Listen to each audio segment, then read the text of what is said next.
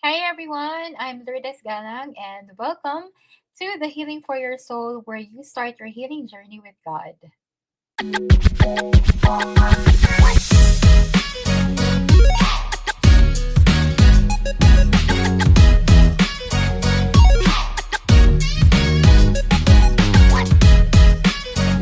So in today's video, I'm going to share with you one of the questions that I've written down in one of my ebooks, 100 Questions Wives Ask and Think About Betrayal in Their Marriages. So again, in this video, syempre hihimay-himayin natin. I'll try to walk with you na parang kasama mo ko pag binabasa mo itong ebook na to. So let's take a look at this question. Okay, so marami akong sinulat na questions, 100 questions that most wives would ask and think about betrayal in their marriages. And the question that we're going to discuss for today in this video is question number 1. And I think ito yung pinaka most popular, most asked question, 'di ba? How could he do this to me after everything we've been through? 'Di ba? Just imagine if you've been married for I don't know kung ilang years, pero umabot na ng 4, 5, 6, even 10, 15, 20, 30 years, and then suddenly your husband committed adultery, 'di ba? Nagkaroon ng betrayal sa inyong marriage. Mapapatanong ka talaga nito, "How can he do this to me?" Pagkatapos ng lahat ng pinagdaanan namin, pagkatapos ng lahat-lahat, 'di ba, may mga anak kami, bumuo kami ng pamilya, ang dami naming struggles na pinagdaanan na magkasama tapos biglang ito, 'di ba, he will commit adultery, he will betray me. Parang how could he, 'di ba? So 'yan yung malimit na talagang I think lahat ng wives na naka-experience ng betrayal sa kanilang marriage ay tinanong. So let's take a look at this reflection. So this is what you're actually going to get in the ebook of 100 questions wives ask and think about betrayal in their marriages. So you do get the question and halos lahat ng questions na in-include ko dito, ito yung mostly halos sa lahat din ng mga kina-counsel ko na wives who experience betrayal in their marriages, ito yung paulit-ulit din na tinatanong. And I've included a reflection and at the same time, I've also included scripture. Siyempre biblical ang perspective po natin mga sis 'no, we want to know godly perspective in the situation, in the circumstances that is happening in our marriage, lalong-lalo na sa betrayal, and also a journal prompt. It's very important that you journal whatever thoughts that are coming into your mind. It's like having, a memory bank ng lahat ng mga thoughts na pumapasok sa'yo. Yung journal prompt na yan, pwede nyo yung sundan on a separate notebook. And I pray and I hope na may mga notebooks kayo, mga sis, wherein you do write daily journals. Kasi importante ngayon, if you're going through betrayal in your marriages, na meron kayong journal. I-journal nyo lahat ng pinagdadaanan nyo, lahat ng mga thoughts, lahat ng mga conversations nyo with the Lord. If you're reading the Bible, very good kasi talagang pinakaimportante sa lahat dito yung matuto tayo na magbasa ng ating Bible every day because that's where we're going to know the Lord. And also, this could help you in writing your journal. Yan, kasi may journal prompt. So, ang dami ko nang sinabi, pasensya ng mga sis, ganun talaga ako. Sobrang daldal. Lagi sinasabi ng husband ko kapag nag-edit siya before ng mga videos ko, "Dahil mo sinasabi, hindi ka na lang dumiretso sa gusto mong sabihin." So anyway, eto na tayo. So, eto yung reflection dito sa question na 'to. When betrayal comes from the one you trusted most, it feels like your world crumbles beneath you. Agree ba kayo dun mga sis, 'di ba? Totoo naman. Grabe ako nung experience ko yung first betrayal and even sa second betrayal, wala, wasak na naman yung mundo ko. Parang pinagbagsakan ako ng langit at lupa. I was so down, devastated, discouraged, frustrated, every negative emotions na puwede ko siguro maramdaman, naramdaman ko. Now, you gave your love, loyalty, and life, yet were met with deception. Ito yung masakit na part, lalo na kung sobrang tagal niyo na. Like, my husband and I, we have been together for like 19 years when the second betrayal happened. So, yung first betrayal, ano kasi yun, parang 3 years kami together and almost 2 months pa lang kami na married or 3 months. Pero as boyfriend and girlfriend, we've been together for like I think 3 years na when the first betrayal happened. Pero yung second betrayal, 19 years na kami together. And then I think we were married for like 16 or 15 years. So, ang hirap kasi 'di ba, when you give your love, yung buong pagmamahal mo, kaya nga yan ang palaging hugot ng mga wives, 'di ba, na binigay ko sa'yo ng buong-buo yung pagmamahal ko, buong buhay ko binigay ko na sa'yo, and then you will be met with deception.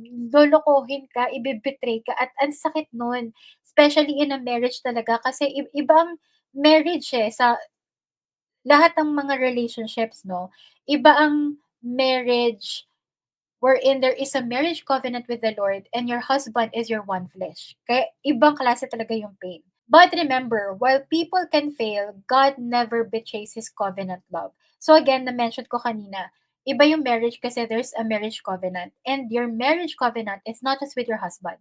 It's also with the Lord. Okay? Kaya na-mention ko dito yung covenant love ni Lord para sa atin. Now, He remains faithful even when others are not. So kahit hindi naging faithful ngayon ang husband mo, you can be sure that God is faithful to you. And in the middle of your heartbreak, He whispers, I am still here. Grabe. You know, nung narinig ko yan, eto na naman, may iyak na naman ako. Naiiyak ako pag sinishare ko yung etong mga naging reflections ko na to. Kasi talagang dito sa mga e-books na to, eto yung mga pina-experience sa akin ni Lord. Yung mga promises na binigay niya sa'kin, mga scriptures, mga biblical verses na pinangkapitan ko talaga and kung paano ako kinomfort ni Lord, kung paano talaga niya pinaramdam sa'kin na kasama ko siya the whole time that I was going through, this betrayal, this second betrayal in my marriage. And kaya ako naiiyak kasi 'pag nasa season ka pa talaga that you're still a hurting wife, feeling mo mag-isa ka lang, na walang nakakaintindi ng pinagdadaanan mo, walang makakaintindi ng kung ano yung pinagdadaanan mo, kung ano yung mga nasa puso mo, nasa isip mo, yung hindi mo puwedeng basta-basta i-share kanino kasi paano nila maiintindihan, like sino bang puwede mong kausapin na maiintindihan kung ano yung pinagdadaanan mo, lalo na kung hindi pa naman nila napagdaanan or pinagdadaanan, 'di ba? But when God whispers to you that, "I am still here," grabe iba yun, iba yung assurance na mararamdaman niyo mga sis, and I really pray that you would hear the Lord tell it to you kasi when I heard the Lord tell me this, that I am still here, grabe yung comfort, yung assurance, God is really our comfort, our strong tower, our refuge. Ayun, so pagpasensyahan niyo na po mga sis that you would see me most often time that I am teary-eyed or crying, especially when I talk about God and, yung naging experience ko kung paano nakipag-usap si Lord sa akin. Kasi sobrang overwhelming talaga yung presence ni Lord na when you become close to Him, when you have this personal and intimate relationship, grabe, maiiyak ka na lang kasi sobra-sobra mong mararamdaman yung pagmamahal niya, yung pag-comfort niya, and yung just knowing that you have the Lord, it's really more than enough. Whatever you are going through, whatever you will be going through, as long as you have the Lord, para ka na magiging si superwoman, si Darna, kakayanin mo na yung lahat because you can do all things through Christ who strengthens you. So ayan, pasensya na kayo mga sis, you would see me. Yeah, I think on a lot of my videos na ganyan, mare-remember ko kasi maaalala ko yung ano, yung way kung paano ako kinomfort ni Lord, paano niya ako binigyan ng assurance. So punta na tayo sa scripture, sa 2 Timothy 2 verse 13, "If we are faithless, He remains faithful, for He cannot deny Himself." Imagine mga sis, kahit tayo nawawalan na tayo ng faith or at this moment kung wala pa tayong faith kay Lord, the Lord remains faithful to us kasi He cannot deny Himself kasi nga He is a faithful God and that's His character, hindi na magbabago yun. And there's this scripture na talagang gustong-gusto ko din na God is not a human being that He should lie. Pag sinabi niyang, I will be faithful to you till the very end, hindi niya pwedeng i-deny yung sarili niya na hindi siya magiging faithful till the very end kasi he's not a human being that should lie. He always keeps his promises. He is always faithful and he is always good kasi yun talaga si Lord. Yun yung character niya. And unchanging si Lord. Hindi na magbabago yun na kagaya ng mga husbands natin na nag-make ng vow that they will be with us till death do us part. Pero ngayon, medyo nag-iba yung sitwasyon, 'di ba? Na wala ang vow na yon sa kanilang mga isip, nakalimutan nila dahil diniceive sila ni Satan. But the Lord will always remain faithful to us, even if our husbands right now are not faithful to us. But we just have to wait until the Lord changes our husbands' heart and teach them how to be the faithful husbands that God has created them to be. So, dito naman sa journal prompt, okay, you have two journal prompts na pwede nyong simulan sa inyong mga journal. Unang-una, yung write about the moment you felt the pain of betrayal. And how did you see or sense God's faithfulness even faintly through your tears?